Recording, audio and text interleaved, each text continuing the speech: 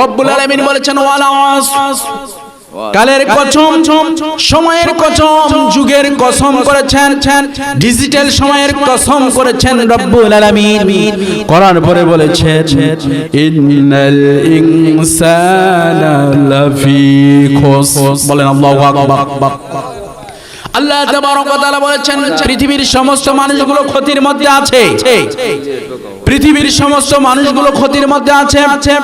4টি গুণ যাদের মধ্যে থাকবে, 4টি গুণ যাদের মধ্যে থাকবে, রব্বুল আলামিন বলেছেন এই 4টি গুণ থাকার কারণে এই ব্যক্তিগুলো পৃথিবীতে কখনো ক্ষতিগ্রস্ত হবে না, আখিরাতে কামিয়াব হবে। বলেন সুবহানাল্লাহ। অর্থাৎ সমস্ত মানুষ ক্ষতির মধ্যে আছে, 4টি গুণ যার মধ্যে আছে এই মানুষগুলো সফল কাম হবে। চিৎকার করে বলেন আল্লাহু আকবার। এই ঘোষণা কার? আল্লাহর ঘোষণা কি মিথ্যা হবে? কথা বলেন মিথ্যা হবে? আল্লাহ রাব্বুল আলামিন ঘোষণা দিয়েছেন 4টি গুণ যাদের মধ্যে আছে তারা সফল কাম হবে। তার মধ্যে 1 নম্বর হচ্ছে ইল্লাল্লাযীনা আমানু, যারা ঈমান এনেছে, ওয়া আমিলুস সালিহাত, এবং সৎ কাজ করেছে। যারা ঈমান এনেছে এবং সৎ কাজ করেছে, ওয়া তাওয়াসাউ বিল হক, এবং যারা হকের দাওয়াত দিয়েছে, হকের কথা বলেছে, ওয়া তাওয়াসাউ বিস সাবর, এবং যারা সবর ইখতিয়ার করেছে এবং সবরের দাওয়াত দিয়েছে। রব্বুল আলামিন বলেছেন এই সমস্ত ব্যক্তিরাই সফল কাম হয়ে যাবে। চিৎকার করে বলেন আল্লাহু আকবার। তাহলে আজকে আমরা জানবো যে পৃথিবীতে কারা ক্ষতিগ্রস্ত এবং কারা সফল কাম। মরার সঙ্গে সঙ্গে কবরে মানুষ যখন চলে যায়, এই কবরটা আমরা মনে করি যেন এটা একটা সাধারণ বিষয়, আসলে তা নয়। আপনি যখন কবর খোঁড়া শুরু করে দেন, কবর যখন আপনার খোঁড়া হয়ে যায়, আপনার কবর খোঁড়া হওয়ার আগেই ফেরেশতারা ওদিকে 2টো লাইন করেন। ভালো করে কান লাগান। 2টো লাইন করেন। একটি লাইন জান্নাত থেকে নিয়ে আসেন, আর একটি লাইন জাহান্নাম থেকে নিয়ে আসেন। আসার পরে কবরের এখানে দরজা বরাবর নিয়ে আসেন। আসার পরে ওই ব্যক্তিকে যখন কবরে রাখা হয়, কবরে রাখার পরে ওই ব্যক্তিকে বলা হয়, যখন প্রশ্নগুলো করা হয়, এই প্রশ্নের উত্তর যদি দিতে পারে, রব্বুল আলামিন বলেছেন যখনই কেউ উত্তর দিতে পারে আল্লাহ তাবারক ওয়া তাআলা ওই কবরটা তার জন্য জান্নাতের বাগান বানিয়ে দেন। বলেন সুবহানাল্লাহ। আর উত্তর না দিতে পারলে আল্লাহ তাআলা বলে দেন যে এই ফেরেশতা জাহান্নামের দরজা তুমি খুলে দাও, সাপ বিচ্ছু পোকামাকড় এবং আগুনের পোশাকের ব্যবস্থা তার জন্য করে দাও। কথা বলেন ঠিক না বেঠিক? যারা এলোমেলো ভাবে জীবন চালাচ্ছে তাদের ব্যাপারে কোরআন কি বলে? কান লাগা।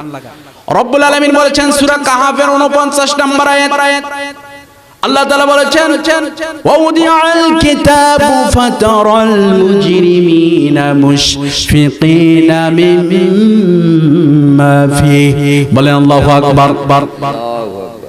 যারা অপরাধীর জীবন যাপন করছে, নামাজ বাদ দিয়েছে, কোরআন বাদ দিয়েছে, হাদিস বাদ দিয়েছে, ইসলাম বিরোধী কাজ যারা যারা করছে, রব্বুল আলামিন বলেছেন তাদের ব্যাপারে রব্বুল আলামিন বলেছেন যারা ইসলাম বিরোধী কাজ করে এবং যারা অপরাধীর জীবন যাপন করছে, তারা যখন পরকালে চলে যাবে, রব্বুল আলামিন ওই সমস্ত ব্যক্তিদের গলায় একটা কিতাব বেঁধে দেবেন। বলেন কি বেঁধে দেবেন? কিতাব। কিতাবটা বাঁধার পরে ওই ব্যক্তি এখন কিতাবের দিকে তাকিয়ে থাকে, এখন চিন্তা করতেছে হায় আল্লাহ এটা কি, আমার গলায় এটা কি বেঁধে দেওয়া হয়েছে। রব্বুল আলামিন বলেছেন লা ইউগাদিরু সাগীরাতান ওয়ালা কাবীরাতান ইল্লা আহসাহা। অপরাধীটা যখন দেখবে যে হায় আল্লাহ তাআলা এটা আমার গলায় কি বেঁধে দেওয়া হয়েছে, এর মধ্যে ছোট বড় একটি অপরাধ বাদ যায় নাই। বলেন আল্লাহু আকবার। এমন একটি কিতাব রব্বুল আলামিন দিয়েছেন, এই কিতাবের মধ্যে ছোট বড় কিছুই বাদ যায়নি। কোথায় আপনি বিড়ি খেয়েছেন, কোথায় সিগারেট খেয়েছেন, আপনি কোথায় কর্মীদের সাথে কি রকম ব্যবহার করেছেন, কার সাথে ঘরে বাহিরে গোপন প্রকাশ্যে দিনে রাতে আপনি কোথায় কি করেছেন, সবকিছুকে ভিডিও করার জন্য আপনার সাথে ফেরেশতা আছে না নাই? কথা বলেন আছে না নাই? মানুষ এখন চিন্তা করতে পারে যে আসলে যারা অপরাধ করছে তারা হয়তো মনে করে যে আমার সাথে মনে হয় কিছু নাই। আসলে কি কথাটা ঠিক?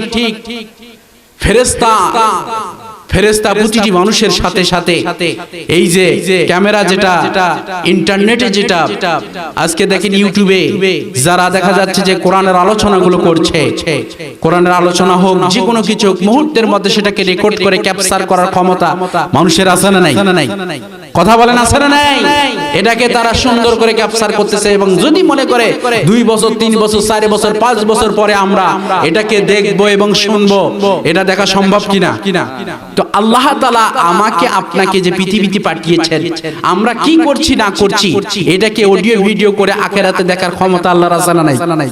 কথা বলেন আছে না নাই? তখন আমি আপনি যে বেকুব সেজে যাব যে হায় আল্লাহ এ কি, আমার আমলনামার কি অবস্থা, আমার আমলনামার কি অবস্থা। জি, আমলনামার দিকে তাকিয়ে থাকবে আর বলবে রব্বুল আলামিন, এই যে অনেকগুলো বিষয় আমার আমলনামার মধ্যে দেখছি, আমি তো এই অপরাধগুলো করি নাই। এই কথা যখনই বলবে আল্লাহ তাআলা তার মুখটাকে বন্ধ করে দিবে। বলেন আল্লাহু আকবার।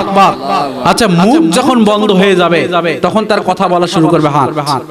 দেখেন বিপদ কত বড়। আমরা মনে করতেছি মনে হয় যেন কোনো বিপদ নাই, কবরে মরে গেলে বেঁচে যাই। অনেকে বলে আছে না নাই যে মরে গেলেই সব শেষ, আর আমি বলি মরে গেলে শেষ নয়, মরে গেলেই শুরু। কথা বলেন।